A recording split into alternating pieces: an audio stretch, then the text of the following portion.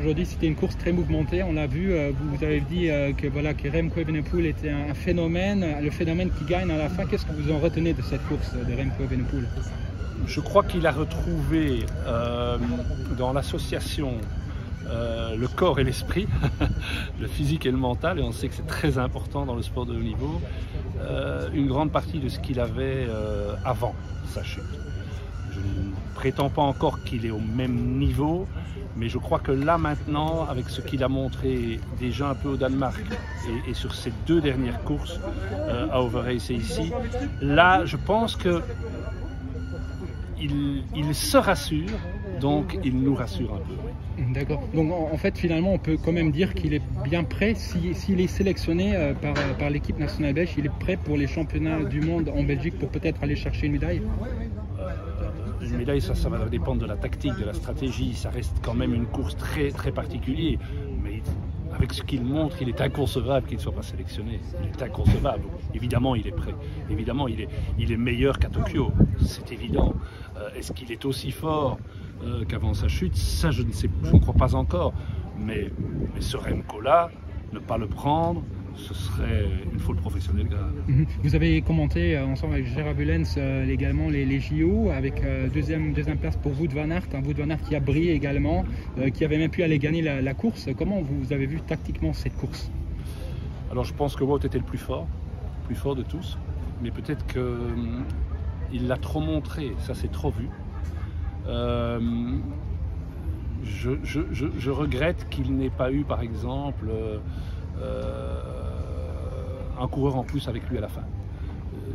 C'est toujours facile après coup, mais on avait déjà vu un peu cette stratégie-là à Imola. Il est trop vite, trop seul, et avec une énorme pancarte, parce qu'ici il n'y avait pas Alaphilippe.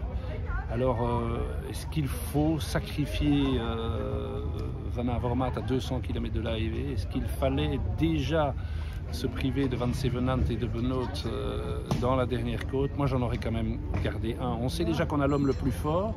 Si en plus, on montre qu'on a l'équipe la plus forte, les adversaires le voient.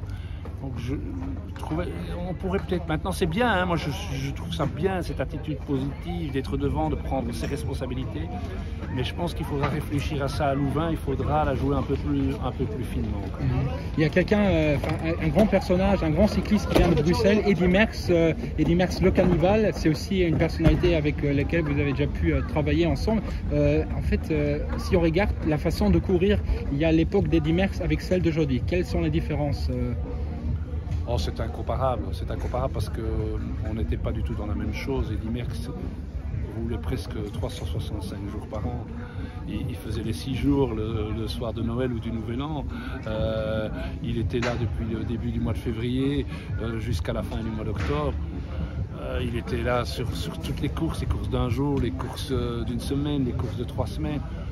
On peut absolument pas du tout comparer les époques, et je pense que la plus grosse bêtise qu'on ferait dans le cyclisme belge, que ce soit avec n'importe quel coureur, c'est de le comparer. Eddy Merckx, surtout pas. Que chacun fasse sa vie, sa carrière, mais Merckx gagnait une course sur 3 à laquelle il participait, et on ne compte pas ses 2e et ses 3e places. Non, ça, on ne peut pas comparer. D'accord, merci.